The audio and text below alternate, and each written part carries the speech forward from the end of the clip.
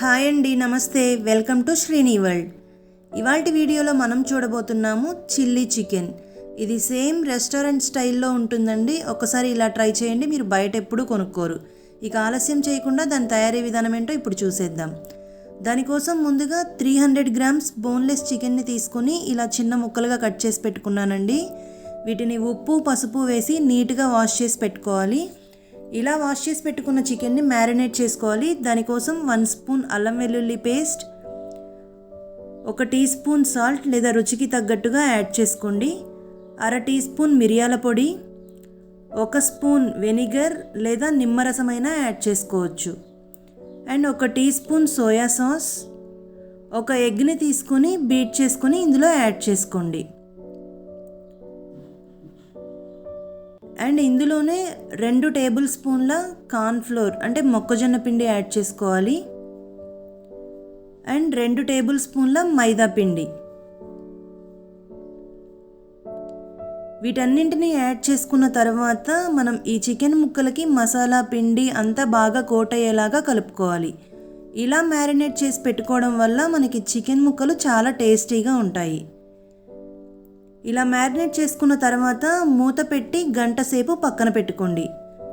గంట తర్వాత చూస్తే మనకి ముక్కలకు అనేది ఉప్పు, మసాలా అనేది బాగా పడతాయండి. ఇప్పుడు వీటిని ఫ్రై చేసుకోవడం కోసం స్టవ్ మీద కడాయి పెట్టి డీప్ ఫ్రైకి సరిపడా ఆయిల్ యాడ్ చేసుకొని హీట్ చేసుకోవాలి. ఆయిల్ హీట్ అయిన తర్వాత మనం ముందే మ్యారినేట్ చేసి పెట్టుకున్న చికెన్ పీసెస్ని కడాయిలో ఎన్ని పడితే అన్ని యాడ్ చేసుకొని ఫ్రై చేసుకోండి. ఇక్కడ నేను తీసుకున్న కడాయి పెద్దగా ఉంది కాబట్టి నేను మొత్తం 300 గ్రామ్స్ చికెన్ పీసెస్ని ఒకేసారి వేసి ఫ్రై చేసుకుంటున్నాను. ఒకవేళ మీరు తీసుకున్న కడాయి చిన్నగా ఉంటే బ్యాచెస్ లాగా ఫ్రై చేసుకోండి.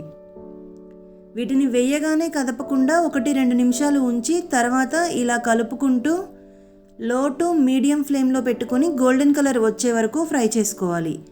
ఈ చికెన్ ముక్కల్ని హై ఫ్లేమ్లో పెట్టి మాత్రం ఫ్రై చేసుకోకండి, ఎందుకంటే హై ఫ్లేమ్లో పెడితే త్వరగా కలర్ వచ్చేస్తాయి, లోపల పచ్చి పచ్చిగా ఉంటుంది.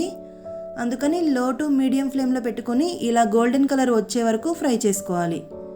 చూసారు కదా, వీటిని ఇప్పుడు మనం టిష్యూ ఉన్న ప్లేట్లోకి బయటకు తీసుకున్నామంటే ఎక్స్ట్రా ఆయిల్ ఏమన్నా ఉంటే టిష్యూ అబ్జర్వ్ చేసుకుంటుంది. మనకి ఇవి డైరెక్ట్గా ఇలా తిన్నా కానీ చాలా టేస్టీగా ఉంటాయండి. పిల్లలు చాలా ఎంజాయ్ చేస్తారు ఇలా తినడానికి కూడా. ఇప్పుడు మనం చిల్లీ చికెన్ చేస్తున్నాం కాబట్టి దాని ప్రాసెస్ చూద్దాం. దానికోసం ముందే ఒక మీడియం సైజ్ ఆనియన్ని తీసుకొని ఇలా క్యూబ్స్ లాగా కట్ చేసుకోవాలి. ఆనియన్తో పాటుగా క్యాప్సికమ్ని కూడా తీసుకొని ఇలా కట్ చేసుకోండి.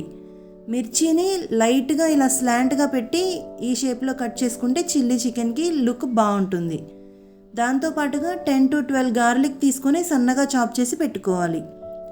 ఇప్పుడు టాసింగ్ కోసం స్టవ్ మీద కడాయి పెట్టుకొని 1 టేబుల్ స్పూన్ ఆయిల్ యాడ్ చేసుకోవాలి. ఈ ఆయిల్ హీట్ అయిన తర్వాత మనం ఇంకా ప్రాసెస్ అంతా హై ఫ్లేమ్లో చేసుకోవాలండి. ముందే చాప్ చేసి పెట్టుకున్న గార్లిక్ని వేసుకొని వీటిని కొంచెం కలర్ చేంజ్ అయ్యే వరకు ఫ్రై చేసుకోవాలి. ఇవి ఫ్రై అయిన తర్వాత మనం కట్ చేసి పెట్టుకున్న ఆనియన్, చిల్లీ, క్యాప్సికమ్ యాడ్ చేసుకొని వీటిని కూడా హై ఫ్లేమ్లో 1 నిమిషం పాటు ఫ్రై చేసుకుంటే సరిపోతుంది. మీ దగ్గర కలర్ క్యాప్సికమ్ ఉంటే అవి కూడా యాడ్ చేసుకోవచ్చండి.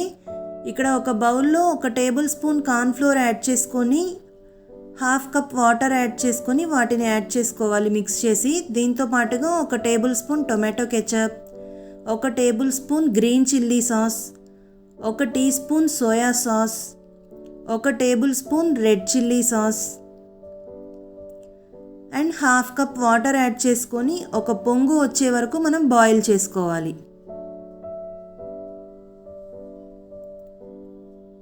చూసారు కదా, మనకి ఇలా బాయిల్ అవుతున్నప్పుడు రుచికి సరిపడా సాల్ట్ అండ్ 1/2 టీ స్పూన్ మిరియాల పొడి యాడ్ చేసుకోవాలి. మనకి ఆల్రెడీ సాసెస్లో సాల్ట్ ఉంటుంది అండ్ చికెన్ని మ్యారినేట్ చేసుకున్నప్పుడు కూడా వేసాం కాబట్టి సాల్ట్ని చూసి యాడ్ చేసుకోండి. ఇలా బాయిల్ అయిన తర్వాత మనం ముందే ఫ్రై చేసి పెట్టుకున్న చికెన్ ముక్కల్ని వేసి బాగా మిక్స్ చేసుకోవాలి.